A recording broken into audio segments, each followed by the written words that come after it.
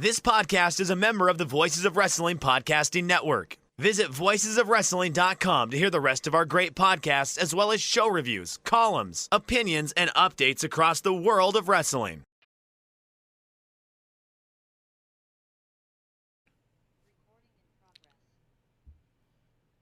Shake them ropes, Jeff Hawkins, Chris Novembrino, fresh off of the debut of Rampage Friday night.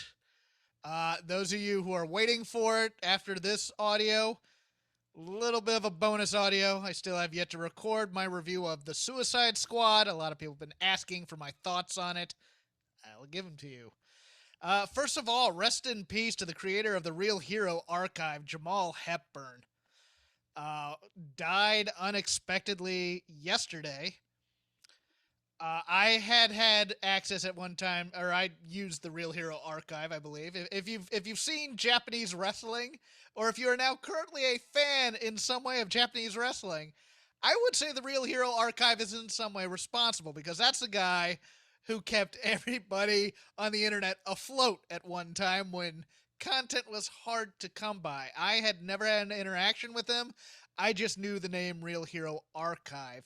Didn't use it as much as other people did. Chris, were you a heavy user of it? It was essential for me when I was trying to learn about Japanese wrestling. I don't know, about like a decade plus ago now. I was watching stuff on that all the time. And then kind of when New Japan was in its big peak in the last decade there, I'd be watching current stuff, and then I'd be watching old Vader matches and stuff in Japan, old Jinsei Shinsaki, aka Hakushi, and Hayabusa matches, and lots of great stuff. You are a Jinsei Shinsaki fan. We've done a podcast about that at one time. He does a thing for me. I just really like his match style. I spent my weekend watching a lot of old Midnight Express stuff, so I'm still reeling a bit from Bobby Eaton. Just watched his last run in Memphis, which I had never seen. That's interesting. But yes, sorry to get off on that tangent. Rest in peace, Jamal Hepburn. For sure. I just want to say one thing real quickly in memoriam. Like, what this guy did was so selfless, and he just kept putting this content out there and shared this art. Right before you and I got in the air, we were talking about videos on YouTube and that sort of thing, and art and the changing nature of content. And I think on some level, to kind of, I can't take a debate off air and bring it fully on air or whatever. But one thing I think about that's a real positive in this new, more sort of public commons, public good thing is it gives people a chance to see stuff that they otherwise never would have seen. And it's subtle, but for me, it probably I know for sure it was a key part of me having a New Japan World subscription for a very long time. So the free content that Jamal put up, is actually good for the business and good for the industry. And people like that are doing a real service for our broader culture and for the industry. One of the dangers of recording on a Thursday night is that things tend to happen on Friday. You wanted to do it. You wanted. Yes, I knew it was a bad idea. I knew it. But nothing could talk you off of it. I had to watch the Suicide Squad, which came up on Thursday night right after we stopped recording. So I watched it then. But as SmackDown went to air, while it was on the air, 13 people getting cut from NXT, including 2 who were going to be on 205 Live on the 205 Live after SmackDown. And a couple of North American champions. Yes. Interesting enough, waiting though this long to talk about it, we got a little bit of a follow-up in this week's Wrestling Observer. Thank you to Dave Meltzer for this. The cuts, guess who didn't have a say in them? Triple H, Shawn Michaels, Road Dogg. Nope, these were all the work of Vince McMahon, Bruce Pritchard, and John Laurinaitis going down there. It appears that there's a bit of internal tension between NXT and the main roster, which is also why Karrion Kross lost to Jeff Hardy, which is also why Aaliyah pinned Dakota Kai on main event, even though Dakota Kai is going after your women's title on the next takeover. There is some pettiness going about, but first, let's talk about the people who were cut. Here's the list for those of you who have been living in a cave, perhaps. Bobby Fish, he of the Undisputed Era. Former North American champion Bronson Reed. Mercedes Martinez, one of the best women they have on that roster. By the way, she's already booked a Deonna Purrazzo match. I'm here for that. Tyler Rust, 1 week after they re-debuted the Diamond Mine, pretty much. Kona Reeves. A little more on Kona later. Yeah, no, I mean, just a darn shame Kona Reeves is a real star in the making. You know, you and Lanza going off on your Kona Reeves tangents here. I'm going to defend him somewhat because it's not his fault. Oh, former North American champion Leon Ruff. I am taking the victory lap on that one, that they were never going to rehab him. It was only a 2-week joke thing. Up yours, people who told me I was wrong. I was with you on that one too. You were with me on that one. I was with you on that one. Jake Atlas getting his Andy Dufresne from Shawshank release here. That's a guy. We'll talk about that in a bit. R.A. Sterling, a.k.a. Alex Zane. Denzel Dignette, a.k.a. Desmond Troy. That's ones I got some big thoughts on that one. That kid was done dirty, I thought. Zechariah Smith, a basketball center who never made the air. Asher Hale, Anthony Henry, who was one of the hottest properties on the indies at the time he was signed. Giant Zangier, Indian wrestler, prospect, tall. That's all you need to know. And referee Stephen Smith, or Stefan Smith. Now, interestingly enough, part of this revamping of NXT will also be, apparently internally, the rumor is, nobody under 6'2", nobody over 30. Chris, first initial thoughts before we go down the list. I think the one that immediately jumps out to me is Bronson Reed. I think this is another guy similar to Leon Ruff, where after he lost the title, I was like, oh no, they're done with him. Like, it wasn't, oh, they're calling him up to the main roster. I thought they were done with him. It's unfortunate because I think that Bronson Reed's actually pretty good. And I think he's got a lot of personality. And, you know, I like this new Ozzy Jones guy that they're running with, but they're like going too over the top with him. And I thought Bronson Reed was kind of more of a happy medium on that, a little more like of a subdued version of what they're doing with Odyssey Jones. So it's unfortunate with Bronson Reed. Tyler Rust, I mean, having him get pulled from the Diamond Mine, if you're Malcolm Bivens and you're Roderick Strong, you got to be really wondering how much longer you're going to be at this company. Because they already cut Roddy's paramour, or not paramour, his girlfriend. I believe wife now. I think they've tied the knot. But yes, Marina Shafir. Yeah, Marina Shafir. I just I don't think they never have seen what we see in Malcolm Bivens. So yeah, I think he's probably in trouble here too. Those are the big ones. I mean, Leon Ruff. Look, he never should have been North American champion. I think that the Leon Ruff run did damage to the belt, which needed to gain prestige, and at a time when it needed to really gain significant prestige as a mid-card title, the Leon Ruff and then the Bronson Reed transition and then the non-committal nature of the Bronson Reed push really hurt the belt. And yeah, I don't know. It's a failed project over there right now. Bronson Reed's biggest detriment is that he's not 6'6". Otherwise, he'd be in the league. I mean, he's a big guy, but he's not the tallest fella in the world. He's Australian.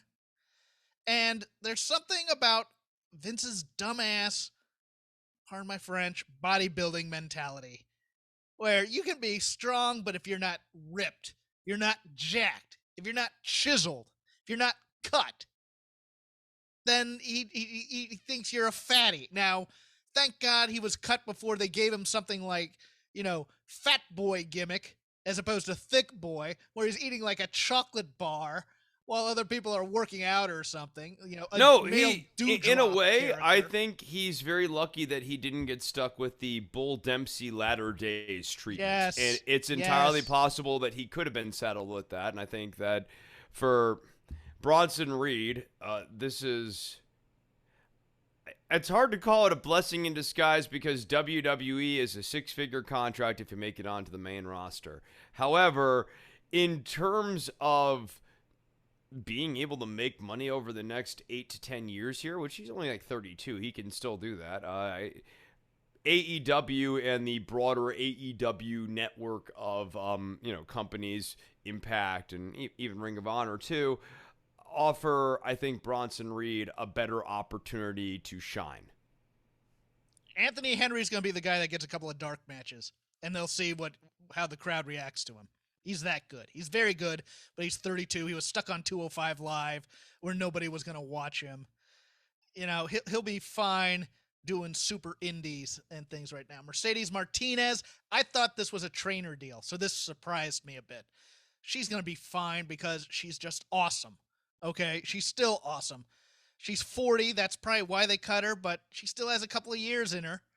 And she was never going to be main roster because Vince can't cast for crap. Leon Ruff, Jake Atlas gets a do-over. Plain and simple. AEW wanted Jake Atlas. AEW was dying to bring Jake Atlas in there. Jake Atlas was going to be their Jungle Boy before Jungle Boy. Jake Atlas, this might actually work out just fine for him. Like, it might not be a bad time to get on the AEW trolley, and if he had been on in the early days, maybe he would have gotten lost in the shuffle. Yeah. And look, they have 4 shows now. They put him on, they make him the Jungle Boy of AEW Dark Elevation and start building him up. He'll get the swag again, I think. I think he'll be fine. PWG is going to book him. Defy is going to book him. Ring of Honor may take a flyer on him. Impact is always there. He's one of the top tier guys that's going to be out there, and he's going to have offers, and it's just going to be a matter of where he wants to go. And he's 26, so it's fine. I don't know why we think mid-20s is even remotely nor towards peak at this point. Well, it's because of the athleticism of the guys. I mean, when you're 40, you can't be... there's the law of diminishing returns. See Rob Van Dam and Chris Jericho still trying to do moonsaults into their late 40s. Okay, so you transition your style and you change up your style and you modify. I think Jake Atlas... Which, by the way, you're allowed to do in every company except WWE. Right, and okay, Atlas is a gymnast, but that also, to me, entails... as he gets older and maybe transitions to a bigger frame, he'll still have pretty good flexibility underneath him, and he might actually be able to have really good longevity. I mean, we could be very well talking about a guy who's got another 15, upwards of 20 years left in his career. Yeah. Now, DDP Yoga is doing wonderful things out there all the time, Jeff. All the time. No, I was trying to find a good way to transition to Kona Reeves. Your boy, Jeff, mocked Kona a little bit. When they gave him the money gimmick, when they gave him, was it the best, or what was it? They were trying to basically make him into the Rainmaker, and I called him Fokata. And he deserved that nickname. The gimmick was terrible. What they did with him was terrible. All he was doing was the main roster. I'm going to do my poses, and I'm going to do this and that. He is tall. He's like 6'5", 6'6". He's in his, I think he's 30, 31, 32, something like that. He should be on the phone to Shibata to join the Los Angeles New Japan Dojo tomorrow. There is still time for Kona Reeves to be something. Am I saying he's a worldly star or whatever? No, but if Fred Rosser, a.k.a. From Darren Young, he's on NWA right now, and he's still doing on NWA stuff. Too. Yeah. If he can revitalize his career, Kona Reeves, if he puts his mind to it and focuses and gets some real training on how to be a badass, there is still some hope for him. His drop kick is pretty awesome. He has the aerodynamics. Get him on a weight routine as well and build up that body of his. There is still a chance for him. I know Joe was burying him bad on the flagship this week. We'll get to a minor Joe burial in a bit on my part. I mean, look, I think sometimes, and I don't want to make a pointed comment at anyone, not because I'm scared of the network. They don't even know I'm here. They fired me 5 years ago, and I've just kept doing shows. But I think sometimes we mistake the gimmick with the actual performer and like what the actual assets of the performer is. And in the case of Kona Reeves, he was really saddled with that horrible. I was trying to think of, like, as you were describing the gimmick, it was the best.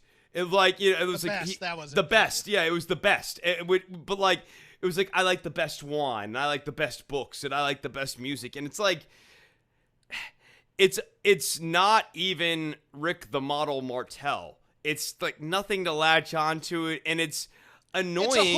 It's a hook. It's here's your costume. Put this on. See if it fits. That's all it is. But it's I think it lacks a hook. Is sort of my thing in the sense that it's annoying, but it's not something that actually breeds contempt. It's not something that actually like is really hateable. I'll get to the one that baffles me because I thought he had a lot of upside. That's Denzel Dignette. He's only 26, former wrestler at Appalachian State. We may remember him. He did a lot of prelim stuff early in the pandemic because he was around. He was on the main roster doing. He got killed by Sheamus. He got killed by Seth Rollins. When Ciampa and Timothy Thatcher were having their feud, he was the guy that they both beat on successive weeks. That's him. He had a singlet. He looked a lot like, as Rob put it, the street prophet who is not Montez Ford, Angelo Dawkins. And you know, he looked like he could, if they gave him kind of a shooter gimmick, it would work with him. And then they renamed him Desmond Troy. They beat him twice. They beat him in the tournament early, and then they cut him. If I'm him, again, maybe Shibata. I think another guy is, I think MLW under that kind of Tom Lawler type of stable where he's bringing in guys with like MMA backgrounds and things like that. I think he could work there. I think he just needs to go somewhere, get some real training instead of doing tumbling drills for 8 hours a day. And he still has time to be a star if he wants to be a wrestler still. That's the thing with him. But that's a kid I saw a lot in when he was first put on TV, and then they just beat him. And they beat him, and they beat him some more. And then they go, well, he's never going to be a star because we beat him so much. And you're just like, okay, great. Chris is playing with his cat. Yes, she's very, very nice. Yeah, no, Denzel Dignette, I think, is another guy who he got experience there, but he didn't get exposure, and that can be good in the sense that he can rebrand to be whatever. He didn't get saddled with a goofy gimmick during his tenure there, and you know, that's always the worst thing possible, in my opinion.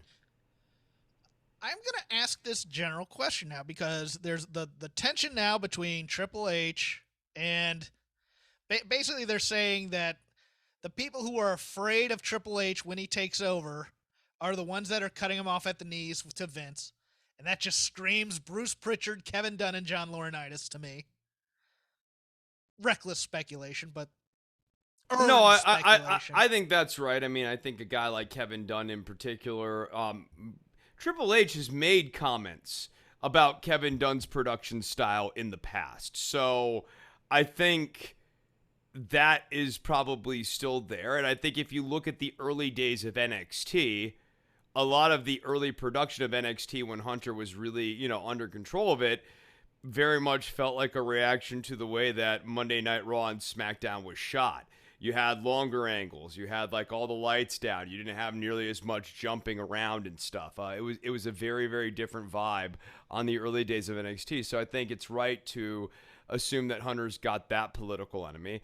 I think the other part of it is that maybe the D-Generation X-Boys are not necessarily the wrestling booking brain trust that they might fancy themselves to be.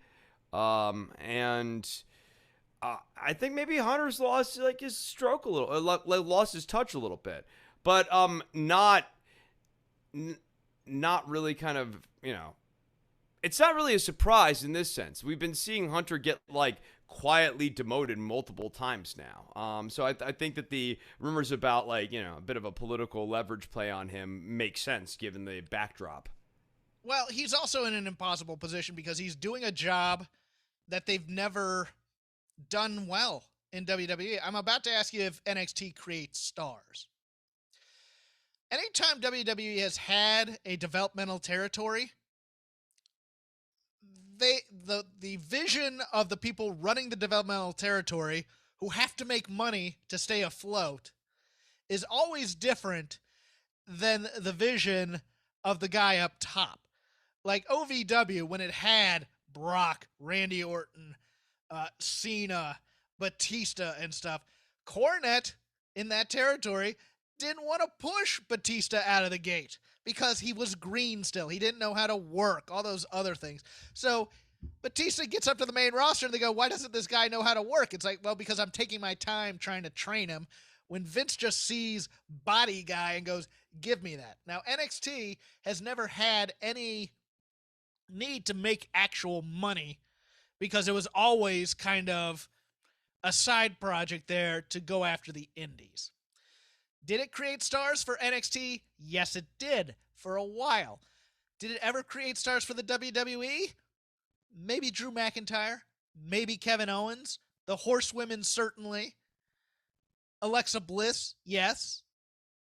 But, now that it's on actual television, it has a dual issue. Number one, the people who watch main roster don't care about NXT all that much. They're two completely different audiences. Number two, it's never had, when it debuted on USA, it was there only to take up space, to take the oxygen out of the room for AEW. The thing about that was, they never said, what's the point of this? They never said, oh, this is where you'll see the stars of Raw and SmackDown tomorrow, because they could never guarantee that. They just put wrestling on and said, here it is, and everybody just went, oh, that's more wrestling. And they kind of tuned out.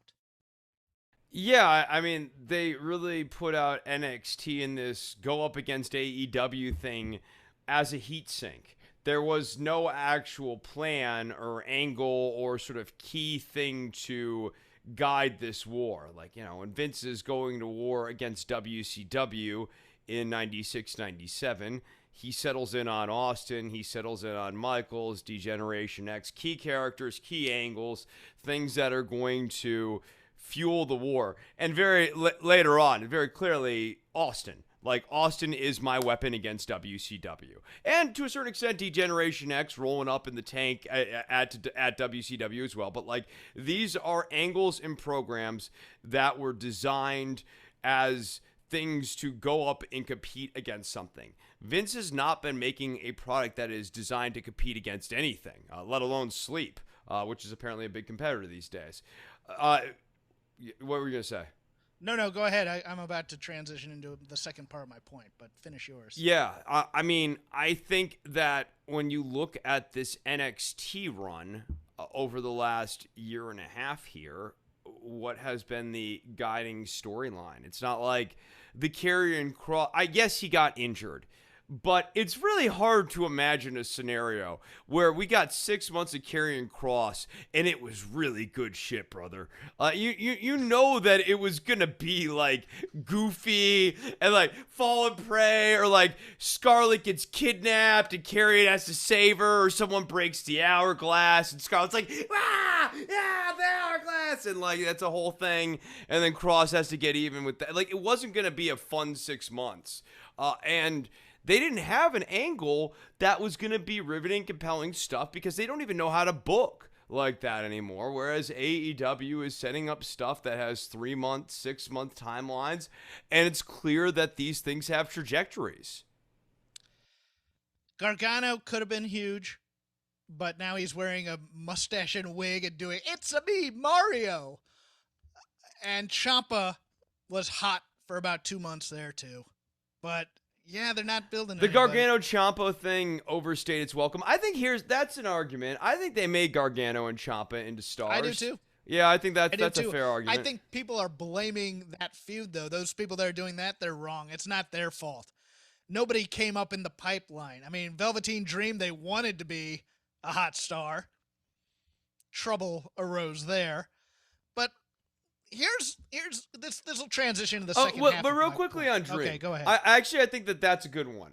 Yes, obviously we know about Dream's problems. Let's suppose that there's a different person saddled with the Velveteen Dream gimmick, of a similar level of skill, or maybe even better than Patrick Clark Jr. I think that Velveteen Dream push was well on its way to being a main roster star. And Yes. that would have been an example of a character that they had came up with that was main roster ready, and would actually be someone I could credibly make the argument would have the ability to crack into the merchandise sales for WWE and actually be a real merch moving star. Oh, Chris, this just goes great into my second point here. Because old Joe Lanza on the flagship last week was doubting, let's say, that the Fiend moved any merchandise because he hadn't seen anybody who had any Fiend merchandise at any show or in the wild and all these other things. Well, so happens that some of the people who listen to WWE, or listen to WWE, some of the people who listen to this show, heard about this and dropped into my box and asked if I could forward a message to them.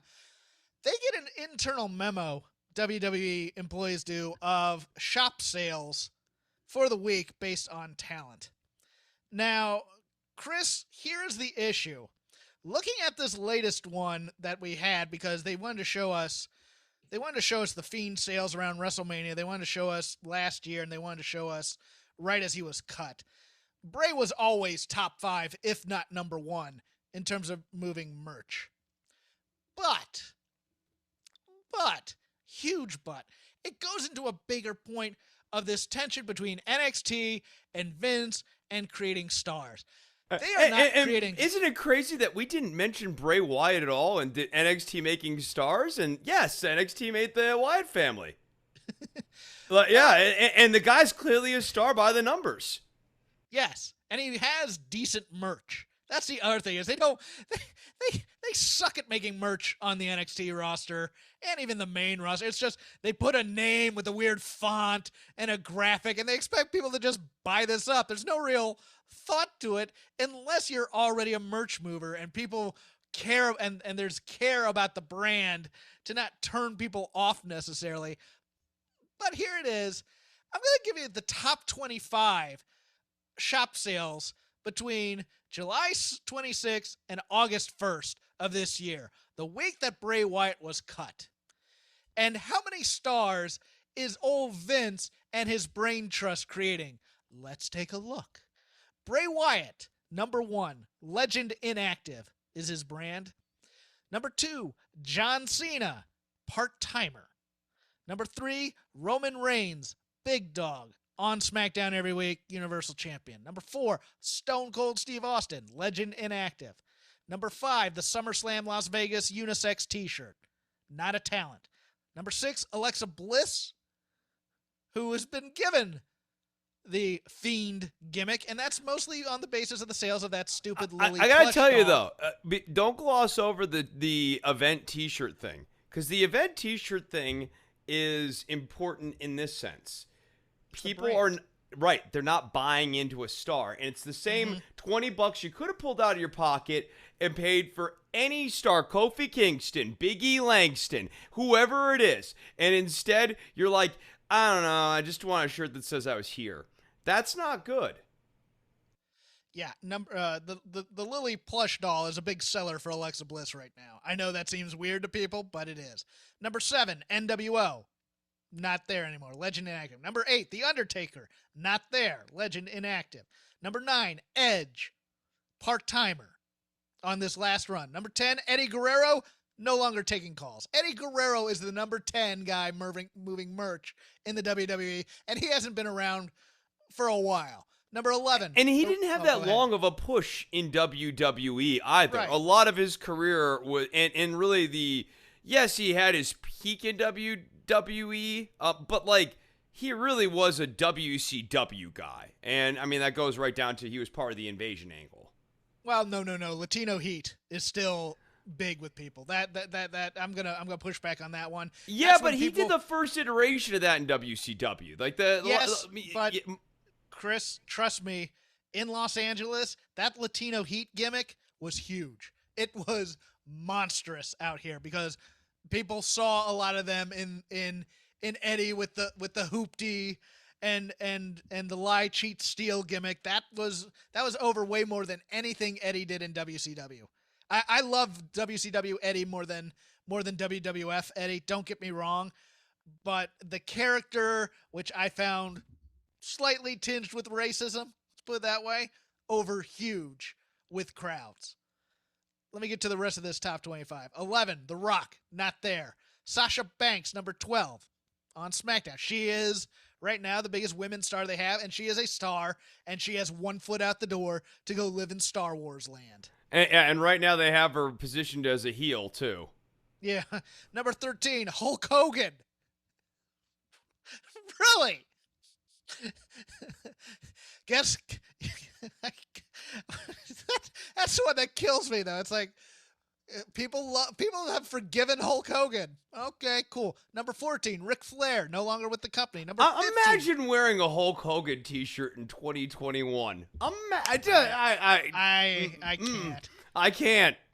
Number 15, Daniel Bryan, no longer with the company. Number 16, Rhea Ripley on Raw. Number 17, Drew McIntyre on Raw.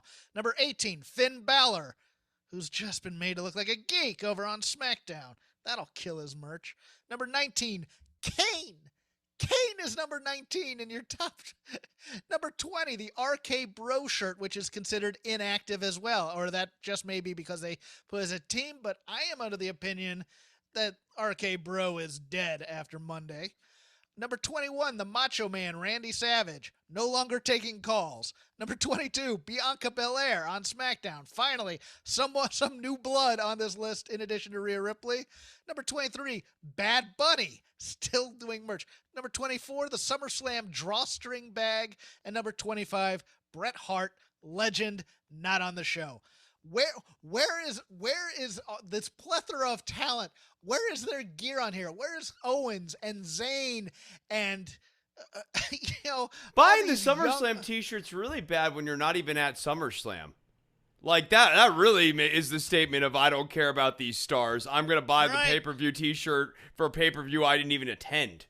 And they're paying for the SummerSlam t-shirt mostly probably because to remember John Cena's run here. That's the other thing, is that Cena's the draw for SummerSlam. So, and maybe Goldberg, maybe, but this thing. Well, if he was such a draw for SummerSlam, wouldn't we see it in the merch sales?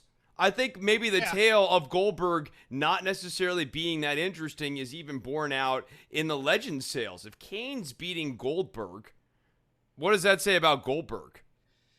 What does this say about this roster, though? That this should be full of guys that are your current stars, and it's nothing but member berries on this damn thing. That's the thing. And so if you're gonna say, well, it's the PC's fault we're not creating stars, you have 2 rosters full of people who you haven't made worth a damn on this roster, Vince McMahon. And that's not creative's fault. That's not even maybe Bruce Pritchard and John Laurinaitis' fault. Don't get me wrong, they're higher ups, but the buck stops with you. You got to make some guys on here. And what you're doing is, well, Omos is tall. Commander Aziz is big. Well, just do these clownish angles to make them look stupid. Floor's yours first. No, it's really frustrating because, like, here's one who you don't even really see in the list, Kofi Kingston. The New Day. There's nothing about the New Day on here, and they were your biggest baby faces. They were some of your biggest merch sellers, and they're not even in the top 25 anymore because you've dumbed them down to such a point. Yeah, and Kingston is a guy who should be a star right now. You gave him a WrestleMania level push. You gave him Kofi Mania. He's not even moving merch for you. Beyond the mistreatment of Kofi, I mean, it's sad that the fans have lost interest in him. I think it's just a really bad indicator for the company. And then, I mean, we need to get to SmackDown tonight in the Cena promo, but my head is still kind of spinning from the weird breaking of the fourth wall Cena promo that he did here tonight. Well, before we go on, support for Shake Them Ropes is brought to you by Manscaped, who is the best in men's below-the-waist grooming. Manscaped offers precision-engineered tools for your family jewels. They obsess over their technology developments to provide you with the best tools for your grooming experience. Manscaped is trusted by over 2 million men worldwide. Let's make that 3 million Shake Them Ropes listeners, because we have an exclusive offer for you guys. 20% off plus free shipping with the code ROPES at manscaped.com. They have sent us gifts. They have come bearing gifts. They have given us product. Both Chris and I are users. I am a user of their nose hair trimmer as well, which is spectacular because as a bald man, it sucks. What happens to the hair is it sucks into your head and goes out through your nose and just grows out all over the place. But Manscaped has created the best ball hair trimmer ever, the Lawnmower 3.0, their third-generation trimmer featuring a cutting-edge ceramic blade to reduce grooming accidents. And thanks to their advanced skin-safe technology, I do now feel confident shaving my boys. I shaved them in the shower this morning. The trimmer comes with an LED light for a more precise shave and is waterproof to that fact. It makes your shower clean and easy. Much easier to shave in the shower with the steam and the relaxation than just dry shaving in down there. And just things can get bad. Trust me, I've nicked myself down there, Chris. You ever nick yourself down there? That ain't fun. No, it's not. That's not a good place to be. You don't want to be nicking yourself down there. And if you have hot water and the kit from Manscaped, you're basically in paradise when it comes to this situation. And then after you give your boys a haircut, after they're looking pretty, you know, in some high-end barbershops, they put on a little bit of the cologne, a little bit of the aftershave, make you feel good. Well, Manscaped Perfect Package 3.0 also includes the Crop Preserver, an anti-chafing ball deodorant and moisturizer. You already put deodorant on your armpits. Why are you not putting deodorant on the smelliest part of your body? The duck butter maker. Your balls stink, kids. But beyond that, Jeff, it feels good. It takes paradise and makes it a little bit sweeter, like ambrosia. Like ambrosia. Speaking of sweaty and stinky balls, the Crop Reviver, their product along with the Crop Preserver, keeps your balls from sweating, smelling, sticking, running around like hoodlums in the neighborhood, talking to strange people, dealing drugs, you know, all the things that balls do in a neighborhood.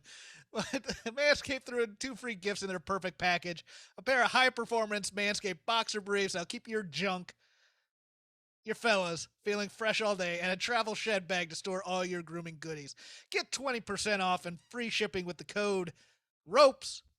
Remember the code there, Hawkins. At manscaped.com. That's 20% off with free shipping at manscaped.com and use code ROPES, ROPES. Unlock your confidence and always use the right tools for the job with Manscaped. We're happy they're back.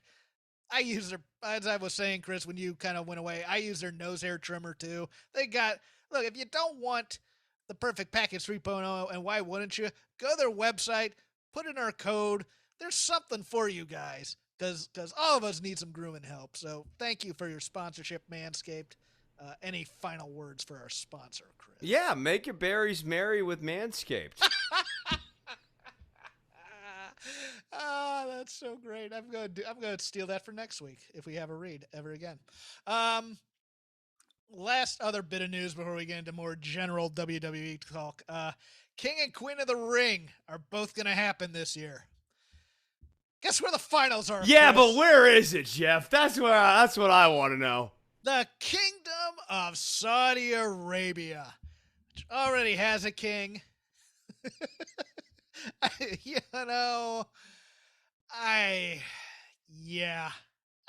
just, I get, it was fine for women to be wrestling in bodysuits one match. That's okay. I think we're...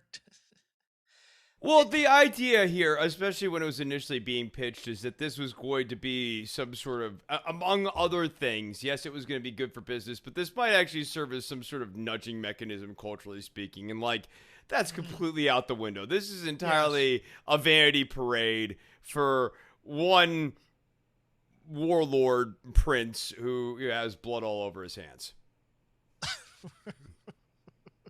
I have money for this show, though. I will. I have nuanced views on the Kingdom of Saudi Arabia. Very, very, very nuanced. Mine are a little different, but nevertheless. Yeah, you know what? I'm going to go a little optimist/positive on this, and I'll tell you why. I don't like King of the Ring. I don't like Queen of the Ring. I think they're stupid. I think having people... The biggest thing that King of the Ring does, it doesn't build up a contender for your title. No, it gives Vince a chance to dress somebody up in a stupid costume, have him pack a crown in his go bag, and you know, for Booker T, speaking a funny accent, and go around, he's the King of the Ring, and have a unofficial title feud with someone. If they can just keep King of the Ring and Queen of the Ring to Saudi Arabia shows, I am fine with that. Now, I know they're going to bring it back to the States, and I'm going to have to do something like, we've had King Corbin. This is going to be King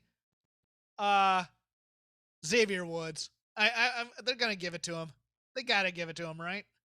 He campaigns for it. Yeah, I guess, unless, of course, Mohammed bin Salman doesn't want that. King Jinder Mahal. That's what we're going to get.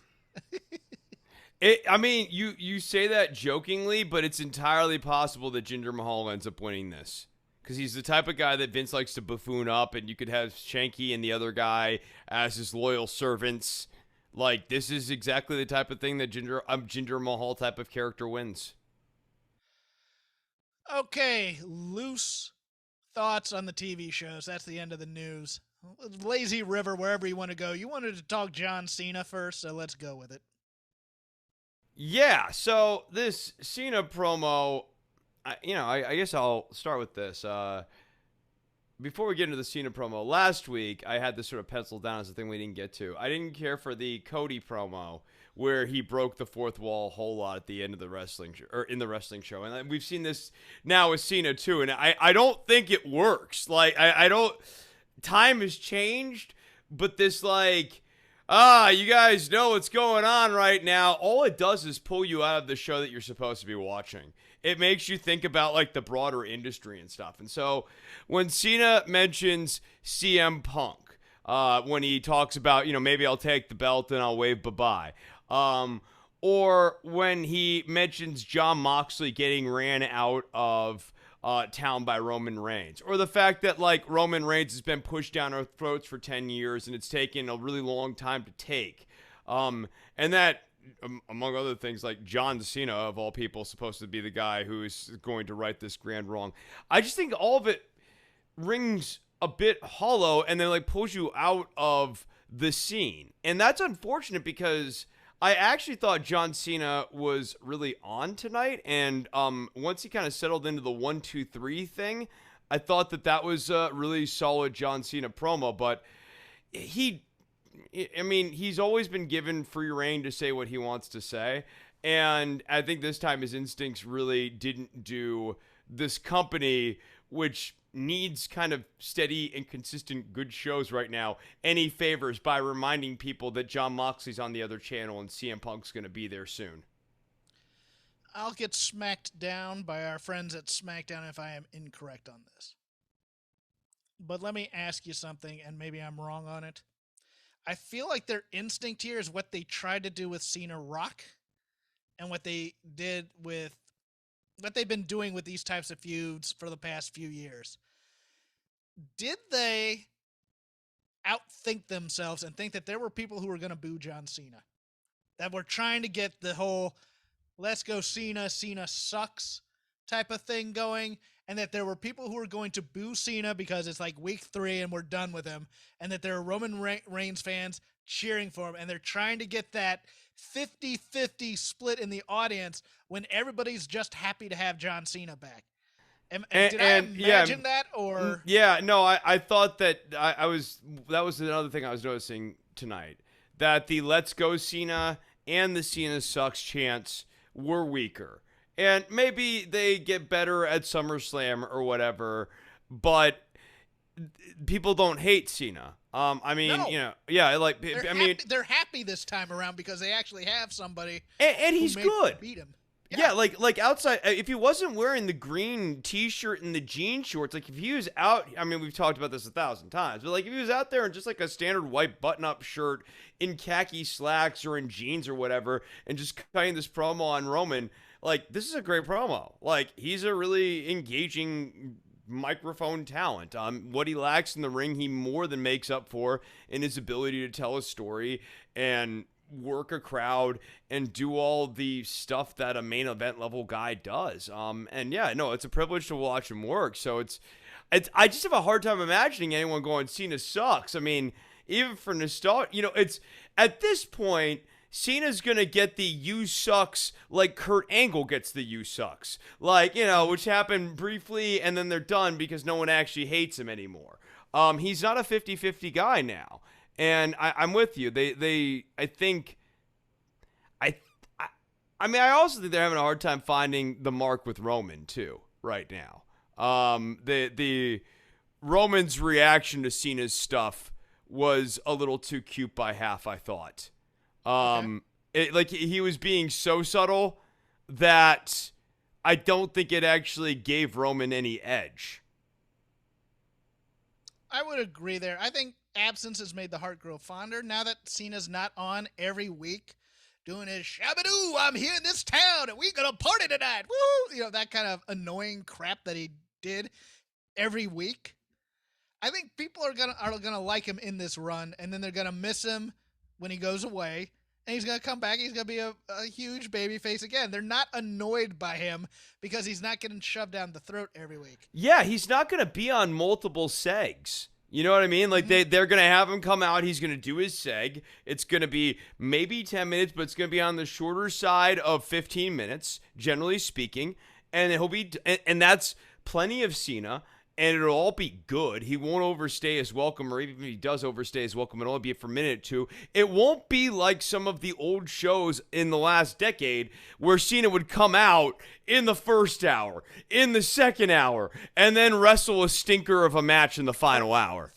First hour is that big pandering promo. Second hour is the backstage segment. Third hour, he comes out. He beats one of your favorite tag teams just to prove that he's a superstar. And we go on. Yeah, it's, where'd you go? Oh, there he is. I walk off screen sometimes because it's not, you know, there's certain things. You're bored by me. I get that. No, there's certain things we don't need to see on camera, Jeffrey Hawkins. Thank you, Jeffrey Tubin. No.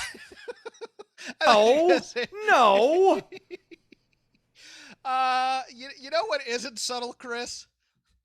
Jeff Hawkins. No, Mysterio Family Theater. We got another thing of that. Son, I don't want you to make a mistake this week. Oh, don't go out. Gee, Dad, I won't. Chris, did you know that Ray and Dom are father and son? Because I'll tell you, if you didn't know, Michael Cole and Pat McAfee both reminded you over and over again. And I'm going to tell you something, Chris. They've been father and son for 2 decades, and by the look of these segments, you'd never know that they'd ever met each other. Yes, father. Yes, son.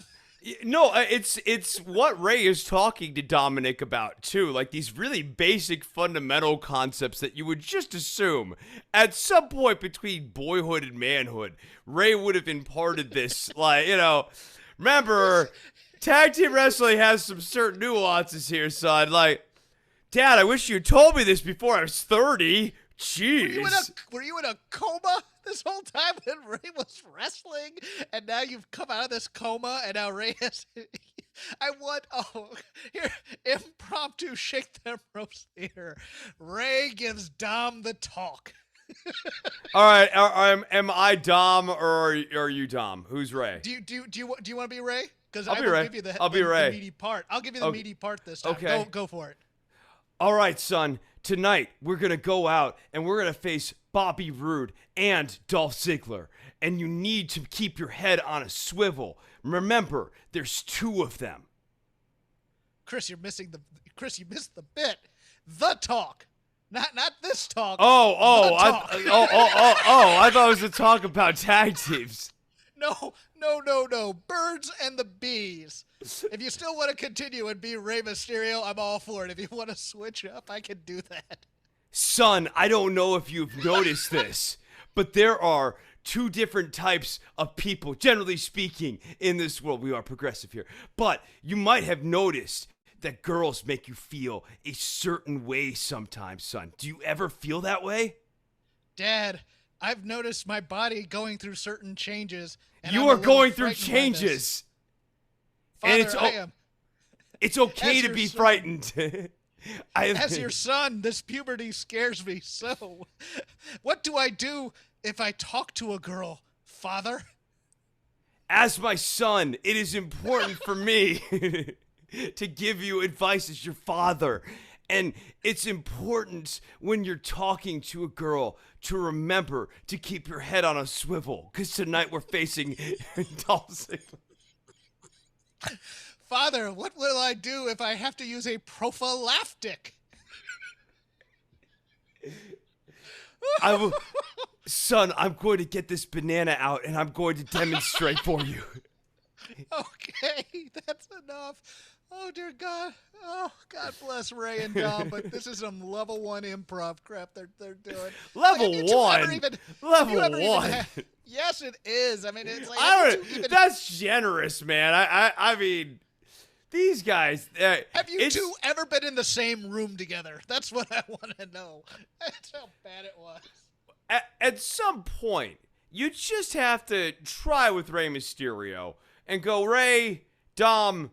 30 seconds, let's spend 15 minutes here and we'll just do some takes and let's try to get one and see if they could just get something going, because like this stinks. And if you're gonna push Dominic, and I think the long-term angle with this is Dom turns on Ray, like this has got to be more compelling because the goal has to be to make Dom a star at the end of this.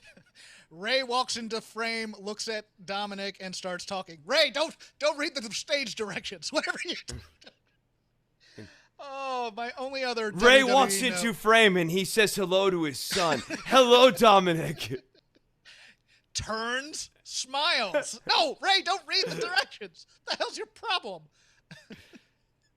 The betrayal scene's going to be great, too. When Ray gets betrayed by Dom, that's going to be classic. Oh, oh, God, that's going to be barbershop window stuff. Yeah, it's going to be really good. I take it back. I have 2 points. I'll get the weaker of the two out now as a refresher. Elias. Really? We're gonna rebrand that guy? Dude, just make him a babyface because people loved the gimmick back then. I mean, I figured out, Chris. It's gonna be Elias. It's gonna be Baron Corbin. The hobo army is back, baby.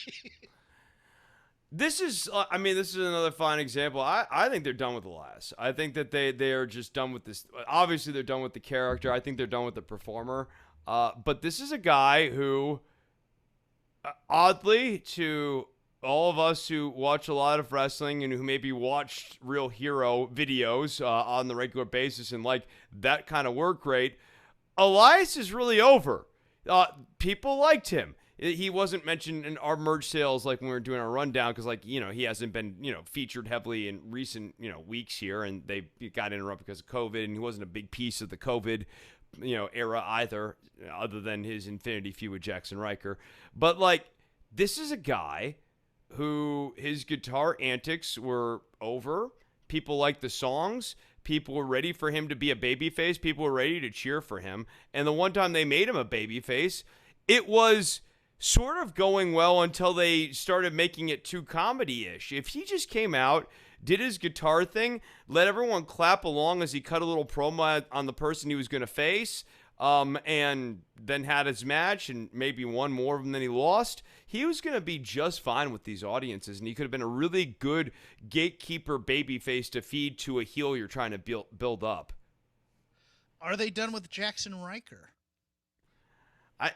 I mean, I don't know that they ever really liked Jackson Riker. I think they were just using Jackson Riker. Okay. He was, yeah. So I mean, They could be done with that guy tomorrow. I mean, look at the way they've been cutting people. Look, I know a lot of people don't like it. I get it, but I was just asking the question. No, I'm not saying. I'm not even saying because of his views on life or whatever, right? Like, I'm just saying, like, I don't think that the way they've been presenting him is we want to hold on to this guy. And I mean, inside the ring, yeah, he's got a good physique, but he doesn't really have a great match style or anything that's worth keeping. Baron Corbin's going to win in Vegas, isn't he?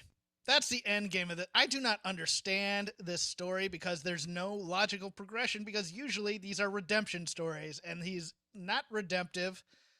And I get that that's for the heat, but then it's just going to build more heat when he has money, right? I mean, I don't know that's building heat. Like, it's just sort of in a holding pattern. No, I know, but 2 shows this yeah, week. but he's a schlub, and I mean to this point, you know, it's not like he sells merchandise. He's just a schlub character that they like overutilize. Let's bring this into it just because I'm looking for trouble. Our friend David Bixenspan, old Bix, thinks that this is Vince McMahon projecting his views on poor people. Any thoughts? No. I think that this Baron Corbin character is almost more inspired by Steve Martin's The Jerk. Like, all I need is this candlestick. All I need is this chair, this candle. Yeah, like, all I need is a small $100,000 loan. I mean, I see more of an old-timey comedy trope thing going on here, and I tend to think with Vince McMahon, that's like he has like 5 movies that rattle around in his brain. He may have finally seen The Jerk. Right. It's old enough that it's finally, you know, acceptable watching for him. And at the end of that segment, he stole the Money in the Bank briefcase. Are we doing this again for the second effing year in a row, where we're not going to take this champion seriously, and somehow the briefcase is going to be although this may be setting up Big E versus Corbin for the briefcase.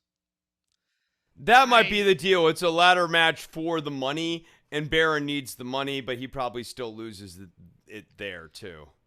I just do not. I hope they don't do the Otis thing again, where it's like litigation, and then it's a match, and then he gets screwed out of it. It's just make these Money in the Bank wins mean something, please. I do. I very much am anti taking the briefcase away, even by crook. When someone wins it, that needs to be binding. It's essentially like Chekhov's gun thing, and like you know, if you can't like. Once someone grabs the gun, you can't have someone run and just like snatch it out of their hands. Like that I think breaks some sort of storytelling rule. Yeah, or I turn the bullets into magic beans as you shoot them. No. But they're reverse bullets now. No, the gun has to still work like a normal gun. So, new Intercontinental Champ Shinsuke Nakamura. King Nakamura. Oh, that's right. Yeah. AEW having a hell of a week with the debut of Rampage, and I thought Dynamite was a pretty hot fire show as well. New Impact champion in Christian. I think that is a good move. I think all the belts except the AEW one are coming off of Kenny, because I think he's losing the AAA belt to Andrade at Triple Mania. I think this is a good way. I don't know if they're going to keep Christian in the main event though. Still, at All Out, I think there are a couple of high-profile names. One who could show up in Chicago next week, who they might just put in at the top match immediately. But I thought this Kenny Omega Christian match was pretty damn good. I thought so. I really liked this match. I think Christian works a well-paced match. He takes a good high bump, and he knows when to use his high bumps, and he'll always take 1 or 2 good high off the top. Like, he'll either do a move off the top, or he'll take a fall from the top to the outside, and that offers some variety in the matches. when he needs to ramp up the pace, because he works slower earlier in the matches, that snaps into gear. I find his matches to be very, like, they sort of scratch an itch. They're kind of like a George Harrison solo in the sense that they have like 4 sections, and so they're a little bit predictable and blocky in that way, but I like that, and there's nothing wrong with that kind of format, and if it works, don't change it. I'm glad that he's champion. I think it'll give Impact a little bit of it'll give Impact, 1, a bit of a nostalgia factor and some continuity back to their old days, but 2, I also think it'll give them a nice through line back to AEW and maybe draw some eyes from AEW over to Impact as well. 2X having a good week on Dynamite this week, in my opinion. I thought 2.0 were pretty good. Or actually, that might be Dark. I'm thinking of that. It's all coming together. But they're having a nice little run here for a month, and they're gonna be in a tag team match next week with Sting and Darby Allin. Seems they've landed on their feet. Oh yeah, absolutely. Oh, one last thought on the previous topic. I think CM Punk, when he comes in, there's a decent chance he gets inserted as the special guest referee for the Kenny Omega Christian Cage match, and that's how we get Punk into the initial fray. I don't think they blow off the cage thing entirely. I think Christian has a match against Omega where he loses so that Omega can get his heat back a little bit, get his momentum back, because he's still got to drop these other belts, so he's kind of got to like balance that out a little bit as the champion of sorts. But you do need to get Punk into the action as soon as possible. Everrise 2.0, I love them. I love who they're paired with too. This Daniel Garcia, I think he's great. I think that Everrise, as like he's a good foil for them. They're a good foil for him. Dante Martin, pretty damn spectacular in that opener on Wednesday. Yes, I thought so. No, the only reason I'm hesitant on this is that, like, on Dynamite, I liked the entire show minus the Bucks Omega match, and Jericho's match with Wardlow, because it's been a lot of Jericho recently, and let's talk a little bit about that. That's a good transition. Rampage, we have a 4-man booth, and Chris Jericho is in his full "I hate that guy" mode all friggin' night. I know they put him on there to bring energy, bring Mr. Energy in. But man, it's just too much. You know, when we were talking about John Cena earlier in the show, and we were talking about how, like, the bad old days of John Cena, he'd be in way too many segs, and like what makes him good is that he's in just the one seg and then you're done with him. This is how Jericho should be getting used. He should be in one seg a show, and that's it. And they've got him in the booth, going through a multi-week ordeal thing with another match with MJF that has been going on for months. Like, there's just too much Jericho right now. We should be seeing no more than 10 minutes of him on every show. Yeah, no, it was funny. There's a moment I watched, I think this was Dark Elevation, maybe, or no, was it the one that White's not on? The one that's just Excalibur and Taz? Is that Dark or Dark Elevation? I watched both and I can't remember. But Taz, I think it's Dark Elevation. Okay. Excalibur, they have this back and forth, and it's only for the improv geeks in the audience, which is basically me and a couple other people. But Excalibur sets up Taz, and it's the wingman coming up, and he goes, "Man, Taz, you've been in a lot of locker rooms. You have a lot of relationships with a lot of guys in there." And he goes, "Yeah, a lot of guys." It's like, what's your thoughts on the wingman? Never talk to them. And Excalibur is just like, and if I got this from somebody in AEW, Excalibur was like, that was such a jerk move. So he had to kind of put Taz in his place.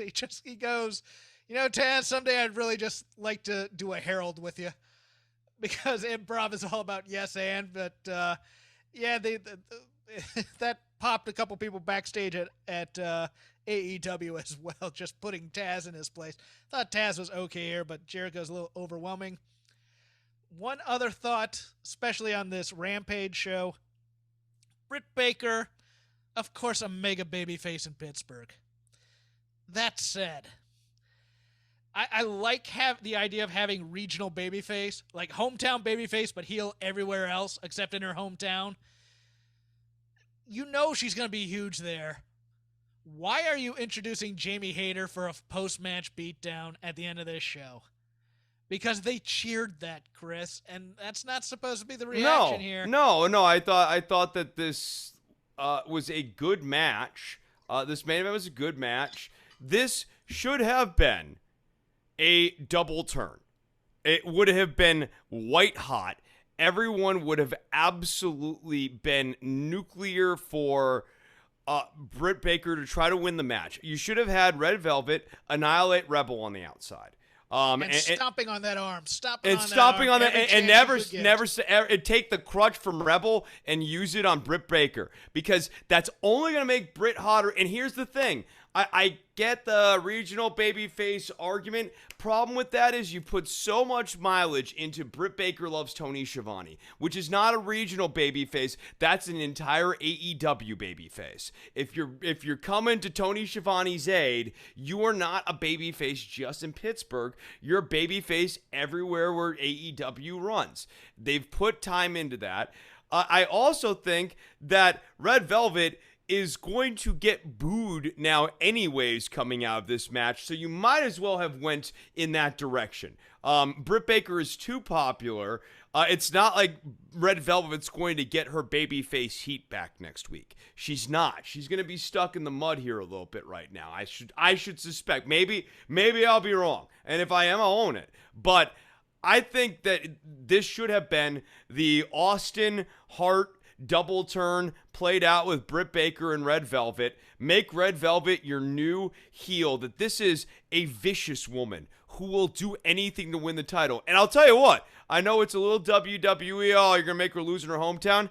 You got to have her lose in the hometown. I want Red Velvet to look like a killer, because she's going to be an undersized heel coming out of this, and she needs to be an undersized heel champion who will do anything it takes to win. I thought the debut of Jamie Hayter, she looks great, but I thought that was mistimed. I didn't think it was, to your point, when Britt Baker is stomping Red Velvet's face into the belt, the signaling that AEW was trying to do is, remember, everybody, Britt Baker's actually a heel, and Red Velvet's a babyface. And you know she's a babyface, everybody, because, remember, she's cheated in all these matches, or Britt Baker's cheated in all these matches against Red Velvet. Here's the problem. Even before we were in Pittsburgh, or well, actually, I guess we had this in Dynamite when they were in Pittsburgh, people were already cheering all the antics. And actually, no, the week before we got to Pittsburgh, people were cheering the antics. No one holds Britt Baker cheating to win those matches against Red Velvet against Britt Baker, and that's a key problem in trying to keep Red Velvet babyface, or keep Red Velvet at babyface at that level. So unless the goal was to de-push her, which would be stupid, because Red Velvet is money, this should have been the opportunity and the time to turn her heel and, dare I say it, make her champ. I know Britt Baker is white hot. Here's the deal. She's going to be a star regardless. She's a star with or without that belt at this point. She's a great champion, but she's made. This is the time to make Red Velvet. This was the time to make Britt Baker an absolute pure babyface and the leader of this division. And I don't think this match accomplished either, even though it sort of had her over in Pittsburgh. I do really like Red Velvet. I think she's improved quite a bit. And I do think she could play a good heel. I wanted her to take a powder, though. That's that first time they locked up, I just wanted her to go out there. I wanted her to play this heel thing up, and she didn't quite get to it, because you saw there were moments where it's like, oh, is she going to go after the arm or not? That's why you bit on it being a heel turn, I think. Well, she did it a few times, and then during the break, this is also a really questionable decision. During the break, we have Rebel come in and hard cheat on behalf of Britt Baker on Red Velvet, which I thought was just questionable booking, because you want to present Baker as a babyface in Pittsburgh, and if you didn't, then don't hand out the friggin' towels. More on questionable booking in a second, but I will say this: AEW mics their crowds great. This crowd for Rampage was fantastic. It felt like a very 1980s crowd. They were hot for everything. The crowd for Dynamite 2 was pretty darn great. Whatever they're doing, it doesn't feel like the cold miking of a WWE thing where it's like there's no sweetening to me going on with the miking here, as opposed to WWE where you can tell things are being sweetened. It doesn't feel artificial to me. I agree. I guess we'll mention it now before we move on to the next topic before it slips out of my brain.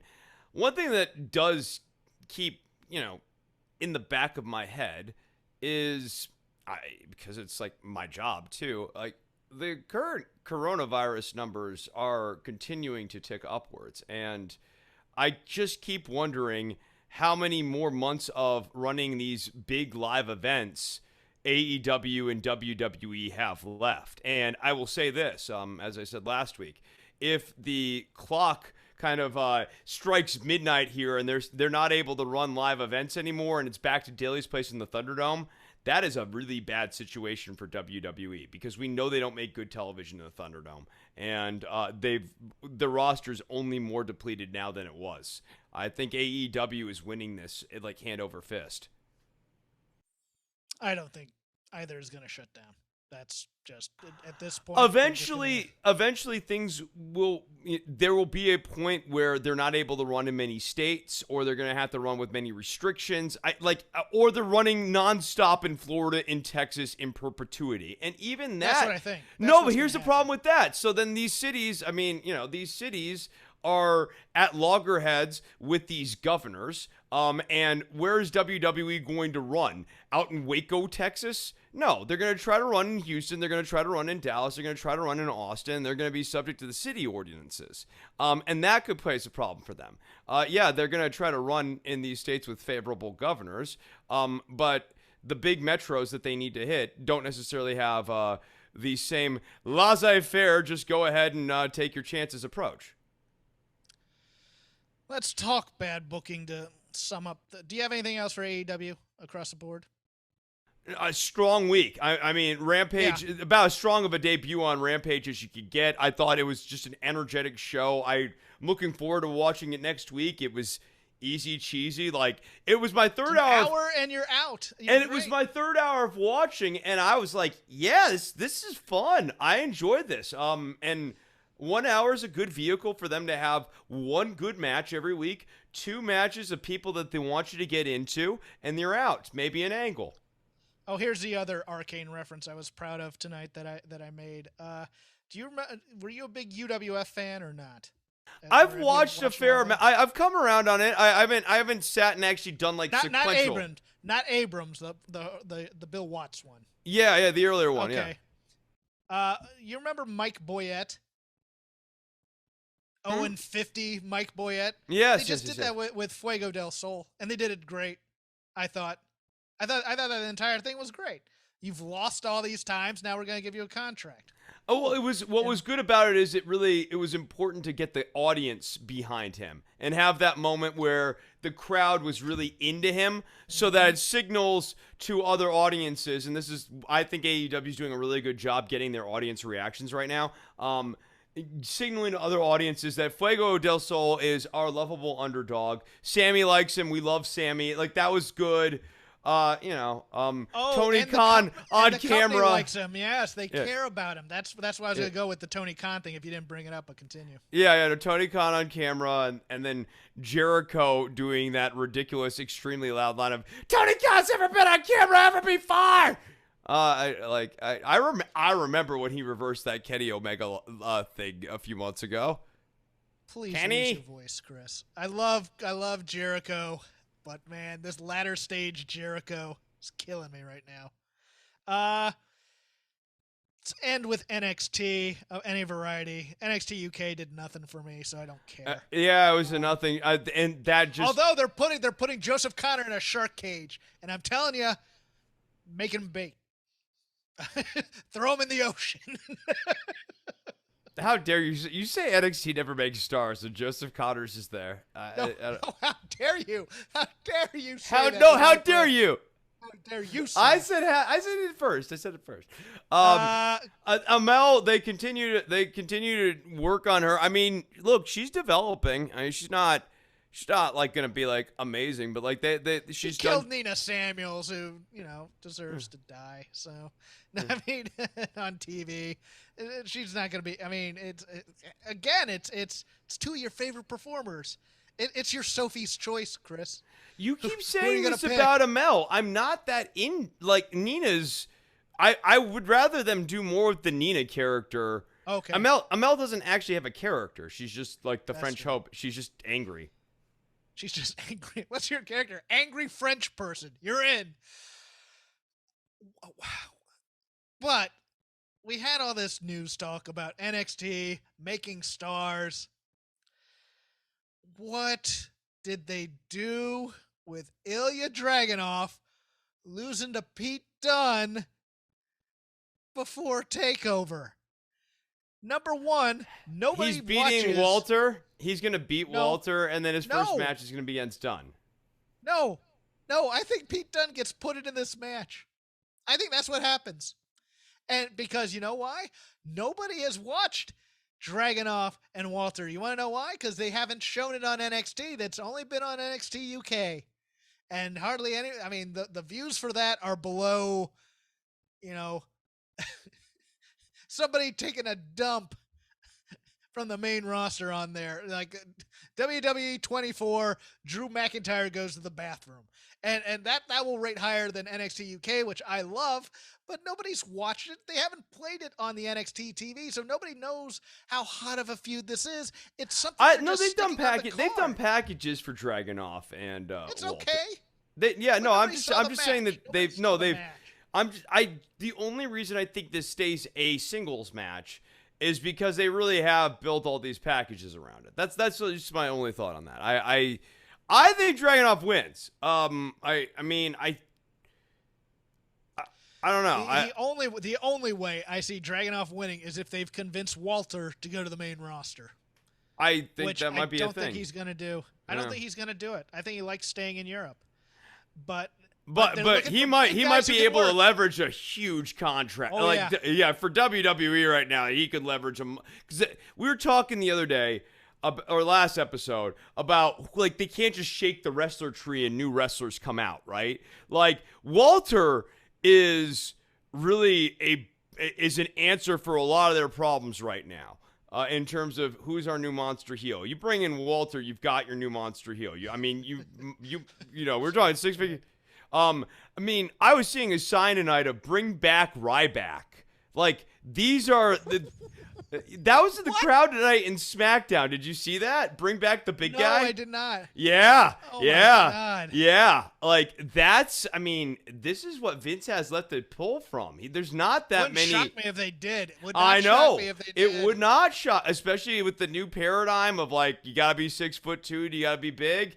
No, this is what I'm saying. If you're Walter, I don't know. I know it's WWE is probably not like exciting, and being in Europe is your preference. Now is absolutely the time where you could get Vince to go, I would say, the upper ballpark of 6 figures, probably into 7 figures for this main roster contract. You've established yourself as a champion in the company. Vince needs tall people. Like you insert your metaphor here. That's my thought. I think Dragunov wins this title. I'm sorry I started to laugh there because I started imagining the rumored meeting at SmackDown last week between Cole and Vince McMahon.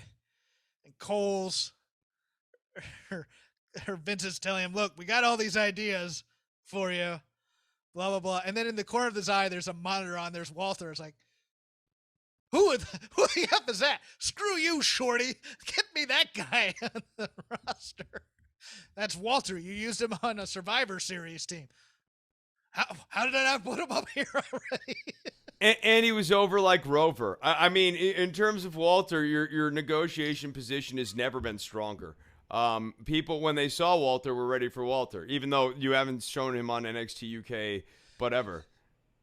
Well, I'm here, Vince. I'm here to do the Adam Cole. Get out of my office, Pee-wee. What the big Austrian fella. Yeah, and the rest of NXT to me. Here's the thing about NXT. I kind of like the squash match format. For a long time, we've been talking like they need to get back to the squash matches, and I thought that, Gigi Dolan, new character, she needed a squash match. She had a squash match. Who else? Who else do they have? Who was with Gigi Dolan? Remind me. The name was that JC Jane? JC Jane. Yeah. That gimmick ain't working for her. No.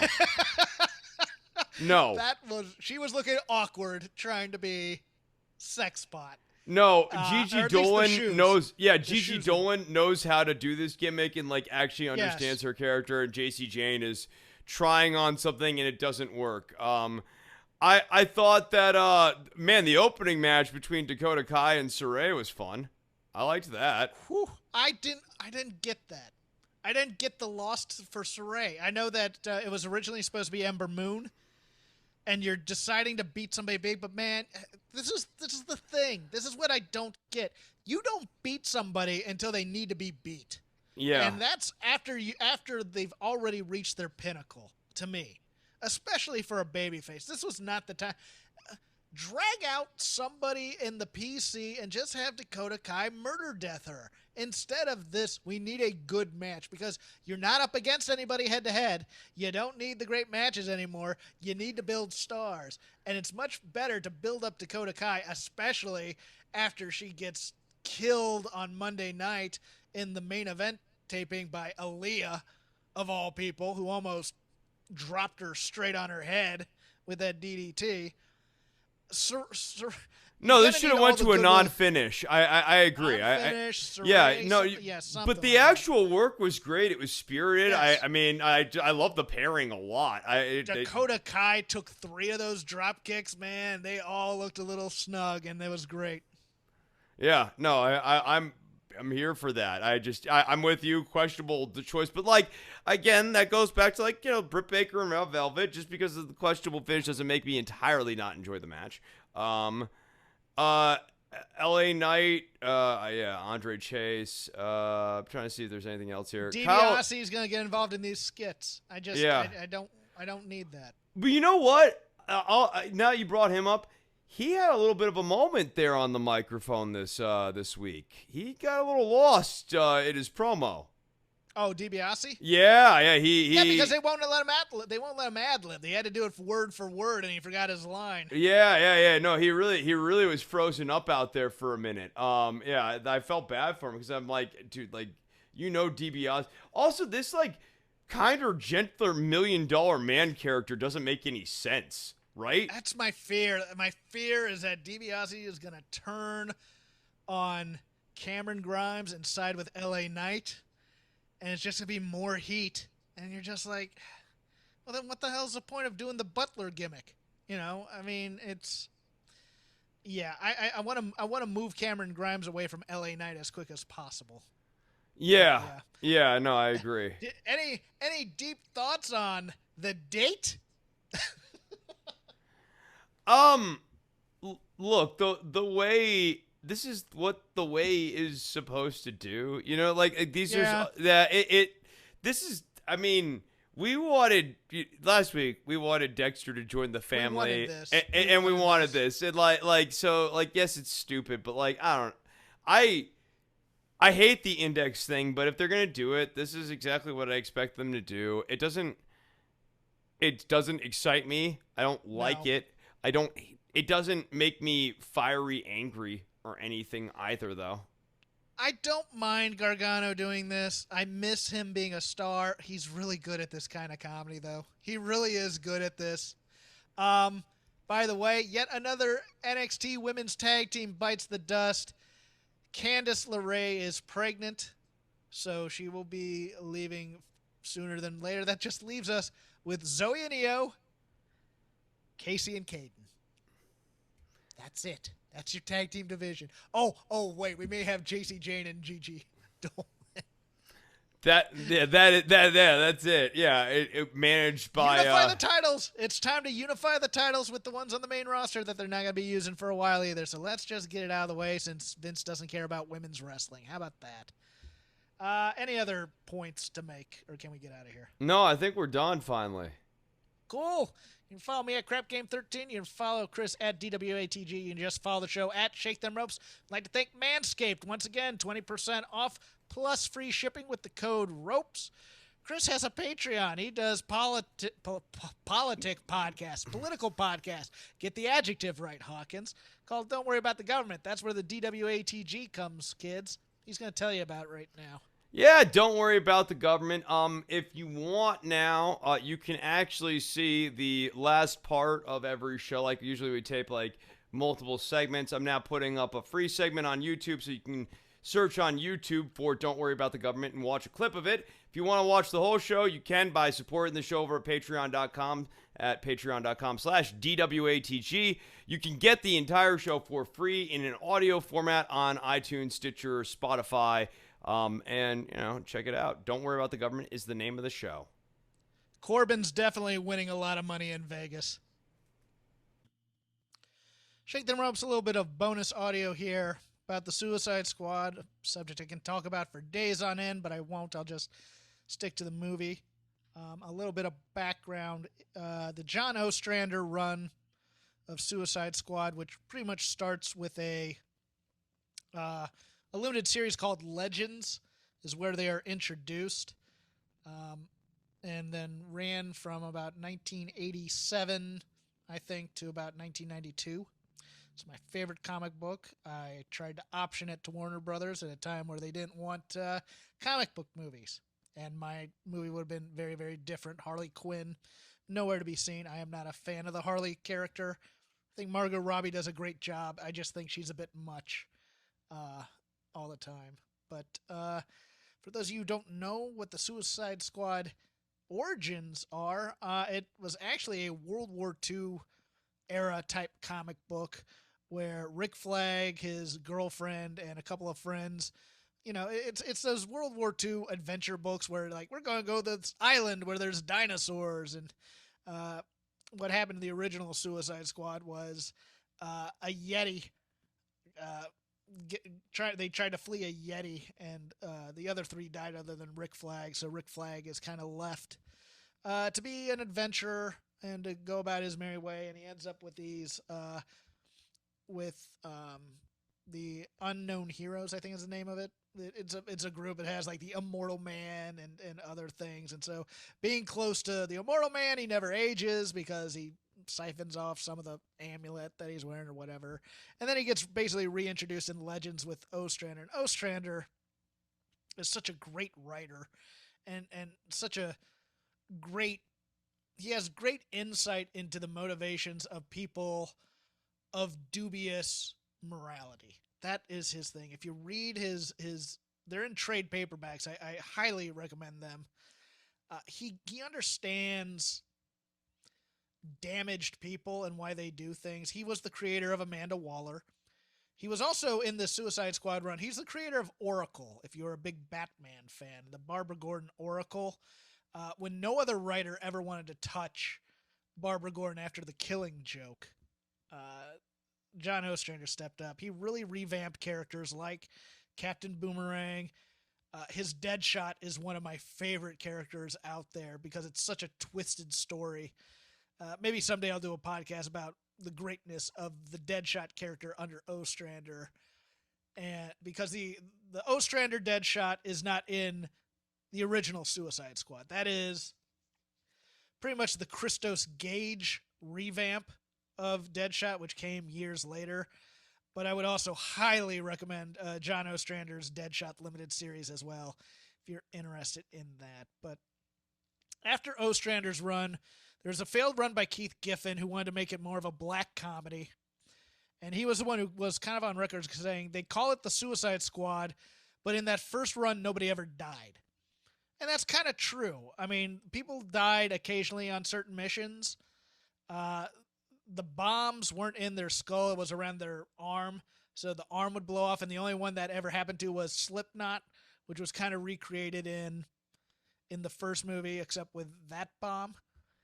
And so what Giffen did was in the first issue, he took a bunch of characters that people loved that he wrote called the Injustice League, I think, or the Injustice Gang. I can't remember what it's called, but they were basically Justice League Antarctica. in his Justice League run, and he killed them all except for Major Disaster. And that's kind of been how the Suicide Squad has gone in further revamps. It's the current run and the run before that. It's just, villains being crappy people and killing a lot of people and a lot of people dying. And I guess that's what people like. The Ostrander run is far more black ops, political. Amanda Waller is trying to keep it a complete secret so nobody finds out about it, type of thing. And these knuckleheads that are villains are doing knucklehead type of things at times. There's far more heroes that are looking for either redemption or looking for some sort of help. You have Bronze Tiger, who's not really a villain, used to be a part of the League of Assassins, but he's looking for to get his memory back because it's been wiped. Vixen was a member of the Suicide Squad for quite a while. Speedy did a mission with you had heroes like Nightshade and Nemesis and Black Orchid as a part of it. It was far more of a mix of heroes and villains than both the current squad and the movie squads. So I recommend getting the Ostrander run. If you don't, I can talk about it for ages. That said, let's get to the movie. The Suicide Squad. Overall, I really liked half of it. I thought the first half was pretty darn good. It was what I expected. It was the Keith Giffen black comedy, play it for the yucks type of thing and kill a lot of people. I was expecting that in the first half. I think it really kind of went off the cliff after they rescue Rick Flagg. Oh, by the way, spoilers abound. If you've not seen the movie, don't listen to my review of it as to whether I think it's good or not, because I'm going to spoil the hell out of this and talk about certain things from a Suicide Squad super fan, boomer dad age type of situation. But anyways, should have done that up top. I apologize if you've listened this far and I just ruined something for you. Yes, they rescue Rick Flagg. Anyways, I think after that, when it becomes about first baddie are gone, now we're going for the big baddie, the big global threat, Starro, the Conqueror. I think it loses its way. It kind of becomes standard fare for the most part. Still some laughs in it. Performances I really liked. David Demalchian as Polka Dot Man was phenomenal. John Cena, I called this. First 3/4 of the movie, he is spectacular. He steals this movie. He is great. The problem with the Cena Peacemaker character has nothing to do with Peacemaker. Peacemaker, he's part of the Charlton Heroes that DC bought. Originally, Alan Moore wanted to use the Charlton Heroes for Watchmen, but DC wanted to use Blue Beetle and a few other characters for Crisis on Infinite Earths, one of the first mega crossovers in comics history. So Alan Moore basically just kind of copied the Charlton Heroes for Watchmen, and Peacemaker is the comedian, if you never knew that before. The Question is Rorschach, Nightshade is Silk Spectre, Blue Beetle is Night Owl, and so on and so forth. You can look it up. It's all over the internet. The problem was that John Cena had to act instead of being the knucklehead that he was for the first 3/4 of the movie when he was the mole for Amanda Waller. That part made sense, that he was a mole for Waller to get this drive or whatever. The problem was he starts monologuing and act like bad guy villain. And we'd already established in the first 3/4 of the movie, if someone like Ratcatcher 2 was going to stop Peacemaker from doing his job, he ain't monologuing. He's just going to shoot her and move on instead of giving these wooden monologues and trying to emote. And it was just bad. But the first 3/4, Cena is just so damn fantastic in this. I absolutely adored him in this. It was everything I wanted him to be in it. Idris Elba was good, but it's part of my disappointment a little bit in the characterizations of certain people. And let me get to that real quick. Idris Elba was really...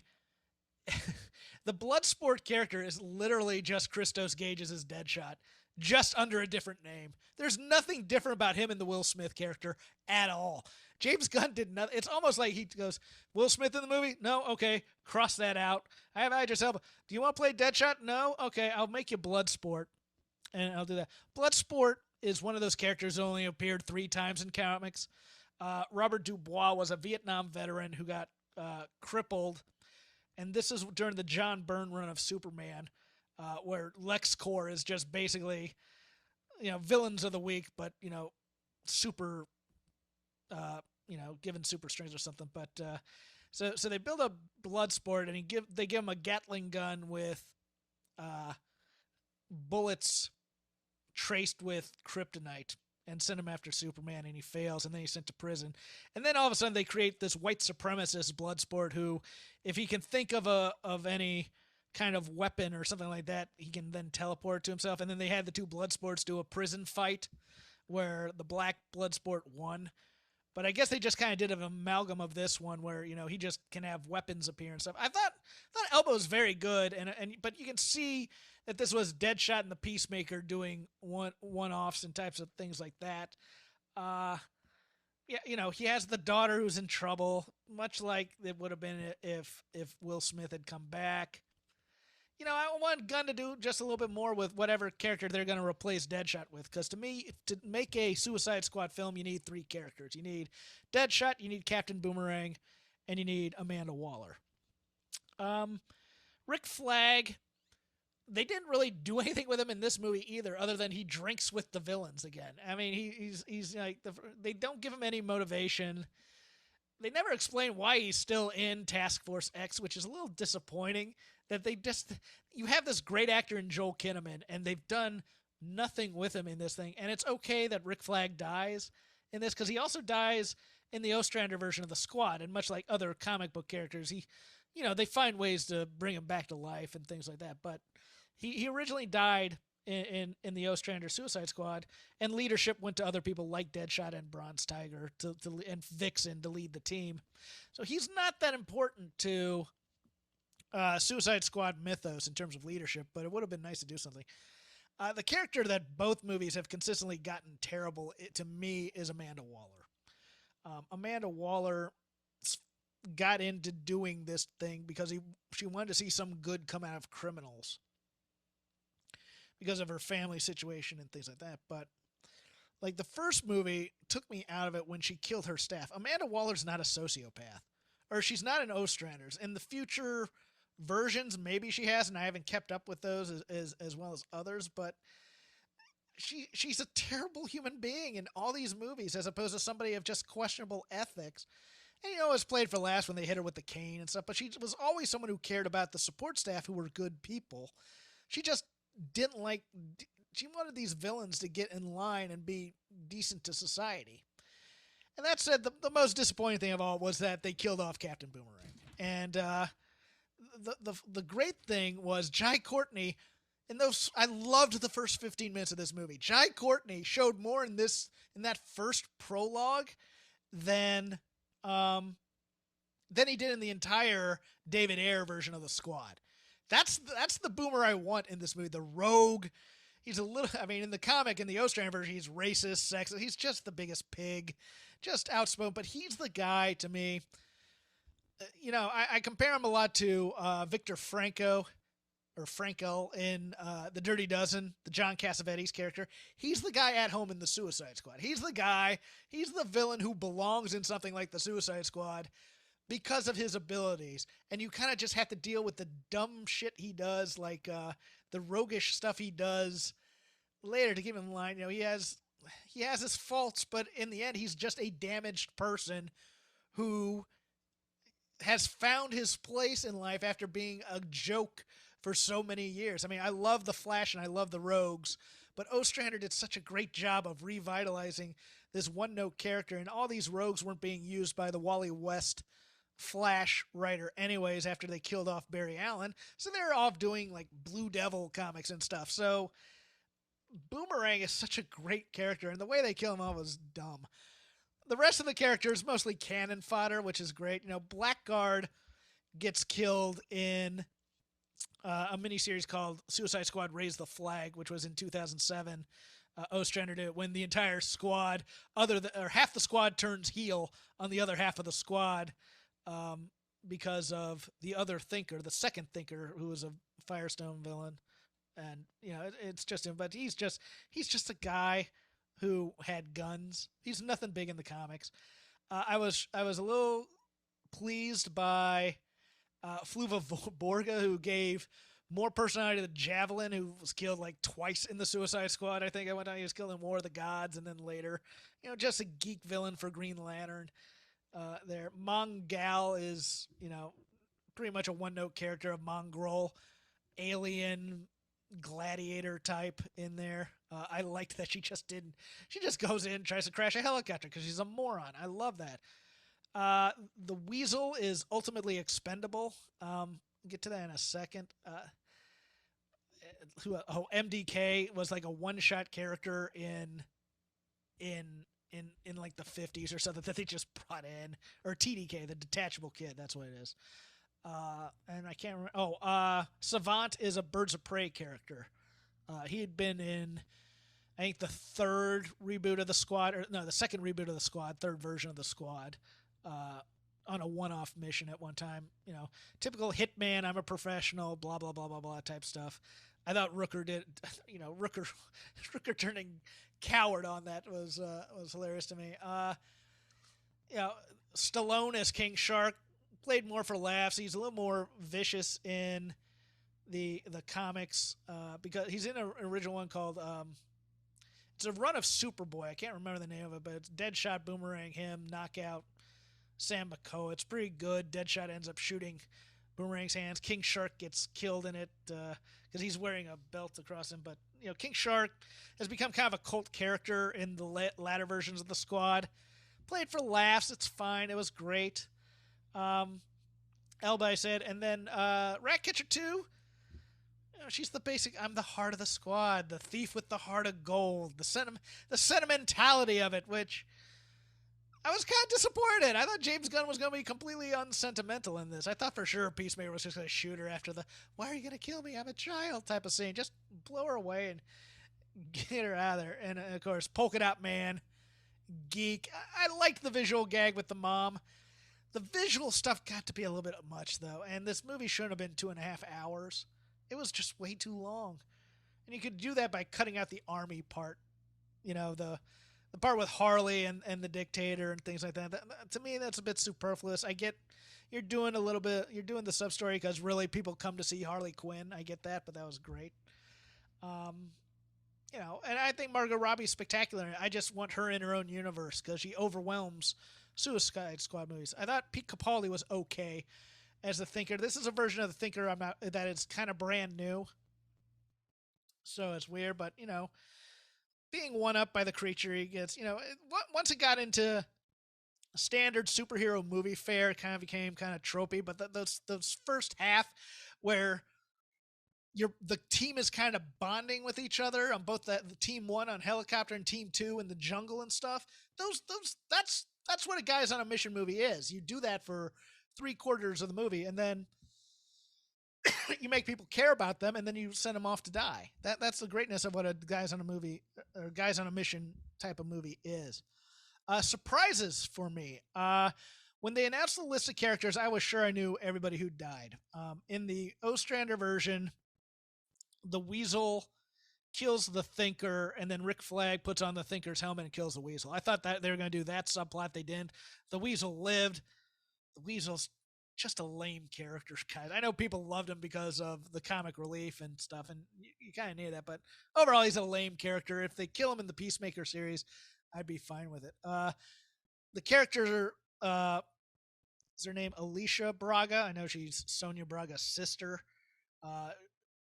Is based on another character called Sol Soria, who's killed in the last reboot of the Suicide Squad. She's killed when Killer Croc eats her, and I thought for sure King Shark was going to eat her eventually. But I loved the scene in the village. I thought that was, if you're going to do black comedy, just go all the way. Cena passing by a guy, just chopping him up. That made me laugh. I mean, I was kind of expecting that. I'm not going to get a lot of depth in this thing.